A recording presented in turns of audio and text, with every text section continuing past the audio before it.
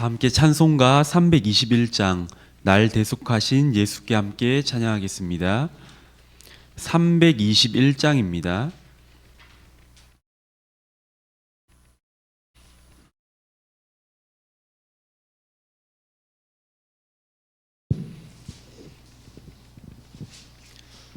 (321장) 부르겠습니다. 날 대속하신 예수께 내 생명 모두 드리니 늘 진실하게 하소서. 내 구주 예수여, 나 구주 위에 살리라. 내 기쁨 한량 없으리. 내 갈 길 인도하소서. 내 구주 예수여, 날 구원하 예수를 일평생 의지하오니 날 영접하여 주소서. 내 구주 예수여, 나 구주 위에 살리라. 내 기쁨 한량 없으리. 내 갈 길 인도하소서. 내 구주 예수여, 주 십자가에 달리사 날 자유하게 했으니 내 몸과 마음을 주 위에 다 쓰게 하소서. 나 구주 위에 살리라. 내 기쁨 한량 없으리. 내 갈 길 인도하소서. 내 구주 예수여,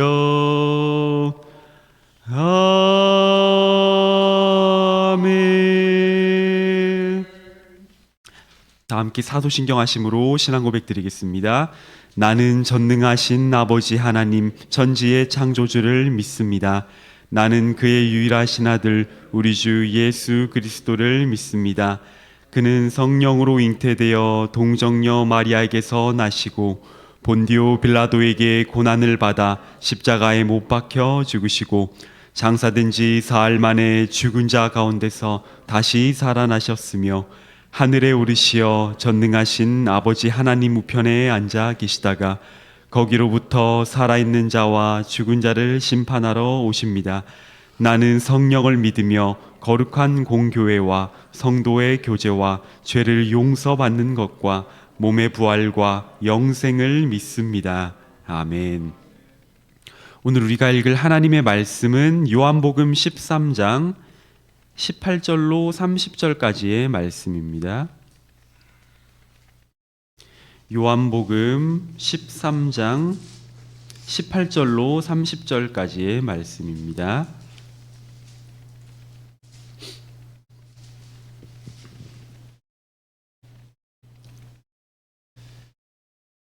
요한복음 13장 18절로 30절 다 차신 줄 알고 교독하고 마지막 절 함께 읽겠습니다. 제가 먼저 읽습니다. 내가 너희 모두를 가리켜 말하는 것이 아니니라. 나는 내가 택한 자들이 누구인지 알미라. 그러나 내 떡을 먹는 자가 내게 발꿈치를 들었다 한 성경을 응하게 하려 하는 것이라. 지금부터 일이 일어나기 전에 미리 너희에게 일러둠은 일이 일어날 때에 내가 그인 줄 너희가 믿게 하려 함이로라. 내가 진실로 진실로 너희에게 이르노니 내가 보낸 자를 영접하는 자는 나를 영접하는 것이요 나를 영접하는 자는 나를 보내신 이를 영접하는 것이니라. 예수께서 이 말씀을 하시고 심령이 괴로워 증언하여 이르시되 내가 진실로 진실로 너희에게 이르노니 너희 중 하나가 나를 팔리라 하시니 제자들이 서로 보며 누구에게 대하여 말씀하시는지 의심하더라. 예수의 제자 중 하나 곧 그가 사랑하시는 자가 예수의 품에 의지하여 누웠는지라. 시몬 베드로가 머릿짓을 하여 말하되 말씀하신 자가 누구인지 말하라 하니 그가 예수의 가슴에 그대로 의지하여 말하되 주여 누구니이까. 예수께서 대답하시되 내가 떡 한 조각을 적셔다 주는 자가 그니라 하시고 곧 한 조각을 적셔서 가룟 시몬의 아들 유다에게 주시니 조각을 받은 후 곧 사탄이 그 속에 들어간지라. 이에 예수께서 유다에게 이르시되 네가 하는 일을 속히 하라 하시니 이 말씀을 무슨 뜻으로 하셨는지 그 앉은 자 중에 아는 자가 없고 어떤 이들은 유다가 돈 괴를 맡았으므로 명절에 우리가 쓸 물건을 사라 하시는지 혹은 가난한 자들에게 무엇을 주라 하시는 줄로 생각하더라. 함께 읽습니다. 유다가 그 조각을 받고 곧 나가니 밤이러라. 아멘. 오늘은 요한복음 13장 말씀을 함께 살펴보도록 하겠습니다. 먼저 18절부터 20절까지는 예수님께서 이미 배반당하실 것을 예언하고 있는 모습이 담겨 있습니다. 예수님께서는 주님이 택한 사람들이 누구인지 이미 알고 계십니다. 겉으로 드러나지 않더라도 이미 알고 계십니다. 왜냐하면 모든 것을 하시는 성자 하나님이시기 때문입니다. 이렇게 모든 것을 이미 아시는 예수님께서는 그럼에도 이 유다의 배신을 예언하는 그 말씀이 성취되도록 하셨습니다. 사실 우리의 생각으로는 그 배신자를 즉시 처단하고 싶은 그런 마음이 있지만 예수님께서는 그렇지 않고 이 하나님의 말씀을 성취하시고자 이 구속사를 온전히 이루시고자 잠잠하셨습니다. 그 말씀은 시편 41편 9절의 말씀입니다. 제가 읽어드리도록 하겠습니다. 내가 신뢰하여 내 떡을 나눠 먹는 나의 가까운 친구도 나를 대적하여 그의 발꿈치를 들었나이다. 아멘. 이 구약 성경 시편에서는 예수님께서 신뢰하던 친구와 같은 자가 예수님을 대적하여 발꿈치를 들게 됨을 예언하고 있습니다. 그리고 이 말씀을 알고 계신 예수님은 이 말씀을 성취하도록 허락하십니다.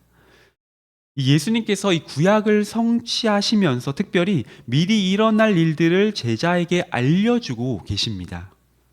왜냐하면 실제로 그 일이 일어날 때 이 예수님이 구약에서 예언하시는 메시아임을 믿게 하도록 위해서였습니다. 예수님께서는 자신의 안위가 아니라 제자들의 구원을 위해 그들의 믿음을 위해서 자신을 희생하는 모습을 보게 됩니다. 예수님께서는 20절에서 이 믿음이 무엇인지 알려주십니다. 먼저는 예수님께서 보낸 자, 곧 제자를 영접하는 자는 보내신 예수님을 영접하는 것이고 예수님을 영접하는 자는 주님을 보내신 하나님을 영접하는 것임을 알려주십니다. 즉 예수님을 믿음으로 영접하는 자가 곧 하나님을 영접하는 자와 같음을 알려주고 계십니다. 둘째로 21절부터 25절까지는 이제 오늘 말씀의 주제이기도 한 내용인데 제자 중 하나가 예수님을 판다는 말씀입니다. 예수님께서는 처음 말씀하셨던 내 떡을 먹는 자가 내게 발꿈치를 들었다는 그 말씀을 하신 뒤에 이제 이 마음이 괴로우셨다고 말씀하셨습니다. 왜냐하면 이 주님의 제자가 배신하기도 했고 무엇보다 예수님은 완전한 하나님이시면서 동시에 완전한 사람이셨기 때문입니다. 그래서 우리와 같이 똑같이 슬픔과 괴로움을 느끼시는 인격적인 분이시기 때문입니다. 이러한 괴로운 마음을 가다듬고 예수님께서는 제자들에게 말씀하십니다. 너희 중 하나가 나를 팔리라. 오랫동안 예수님을 따랐던 이 제자들은 이 말을 듣고 이제 서로 의심하기 시작합니다. 누가 파는지 예수님과 유다만 알고 있었기 때문입니다. 베드로는 주님이 사랑하는 제자 요한에게 머리짓을 하면서 주님께서 이 말씀하신 자가 과연 누구인지 예수님께 물어보라고 요청합니다. 그리고 이러한 의심 속 가운데 마지막 세 번째 장면은 26절과 30절을 통해 알 수 있는데, 바로 배신할 자 유다와 예수님의 이 대화의 모습이 나타나고 있습니다. 누가 배신자인지 서로 궁금하며 의심하던 제자들에게 예수님께서는 이제 누가 그일지 알려주십니다. 떡 한 조각을 적셔서 주는 자가 그인데, 그 사람은 바로 가룟 시몬의 아들 유다였습니다. 떡 조각을 받을 때 사탄이 그 속에 들어갔습니다. 이제 유다는 완전히 사탄에 사로잡힌 순간입니다. 유다의 주인이 이제는 주님이 아니라 사탄이 되어버렸습니다. 이제 예수님께서는 유다에게 말씀하십니다. 네가 하는 일을 속히 하라. 이 말을 들은 제자들은 당시에 무슨 의미인지 아무도 알지 못했습니다. 그저 인간적인 생각으로 유다가 돈을 관리하는 사람이니까 명절에 제자들이 사용할 물건을 사라고 이해하거나 가난한 자들에게 후원하라는 것으로 먼저 이해했습니다. 유다와 예수님의 대화가 끝나고 유다는 이제 그 떡 조각을 받고 나갔습니다. 그리고 그때는 밤이라고 말씀하십니다. 이 요한복음에서 이 밤은 예수님의 부재, 죄와 사망을 비유적으로 표현하는 말씀입니다. 그리고 밤과 반대되는 존재가 바로 빛이신 예수님이십니다. 예수님이 비추시는 그 빛은 생명의 빛이십니다.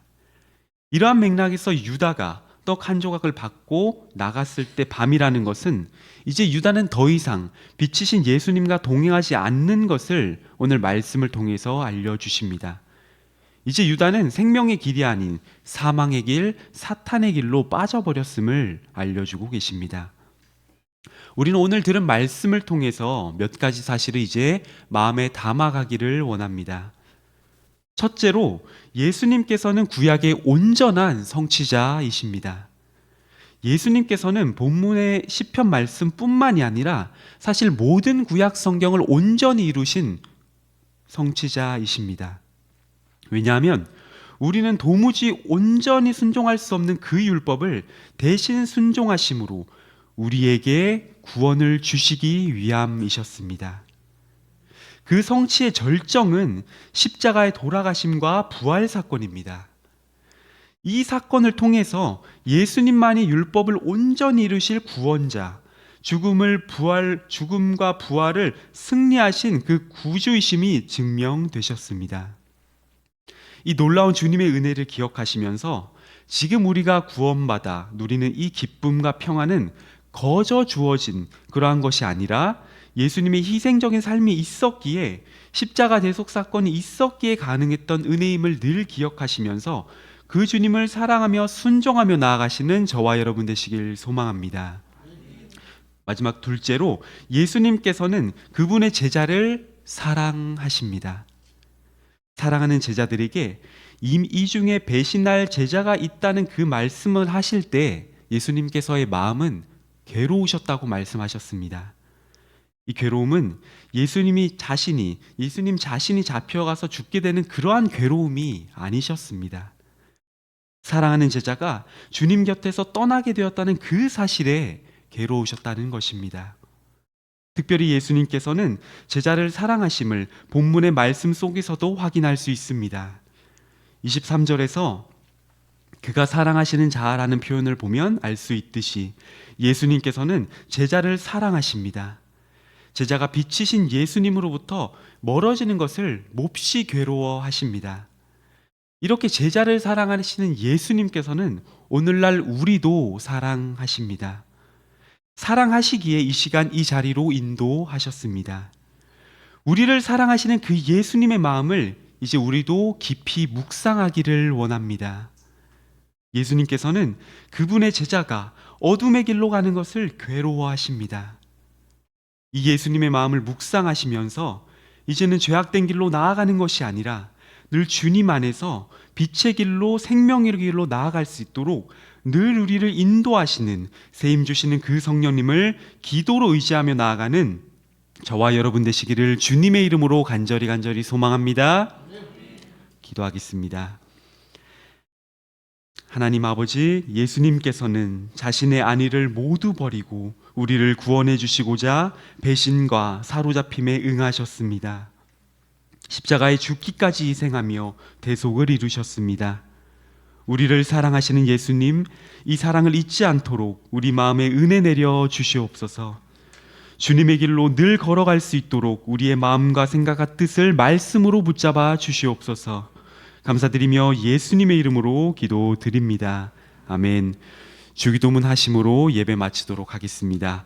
하늘에 계신 우리 아버지, 아버지의 이름을 거룩하게 하시며 아버지의 나라가 오게 하시며 아버지의 뜻이 하늘에서와 같이 땅에서도 이루어지게 하소서.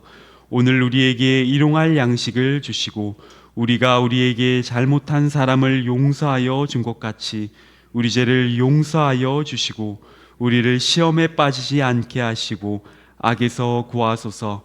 나라와 권능과 영광이 영원히 아버지의 것입니다. 오늘은 선교와 전도를 위해 함께 기도하길 원합니다. 우리가 파송한 해외 선교사분들과 후원 선교사, 국내 개척 교회 및 기간 선교를 위해 기도해 주시고, 다음으로 그리스도의 사랑으로 지역 사회를 섬기며 복음의 능력으로 전도의 사명 감당하는 삼성교회 될 수 있도록 기도해 주시고, 우리 교회가 어떠한 상황 가운데서도 선교와 전도, 구제하는 교회 사명 잃지 않도록 기도해 주시고, 삼성교회 주위에 있는 아직 예수님을 믿지 않는 많은 영혼들이 주께 돌아올 수 있도록 기도해 주시고, 주일학교가 전도의 사역에 불이 붙고 학교와 학원 전도가 일어날 수 있도록 기도하시면서 각자 주어진 개인 기도하시면서 자유롭게 돌아가시면 되겠습니다. 주여 한번 외치고 기도하시겠습니다. 주여! 하나님 아버지 감사합니다. 오늘도 말씀을 듣고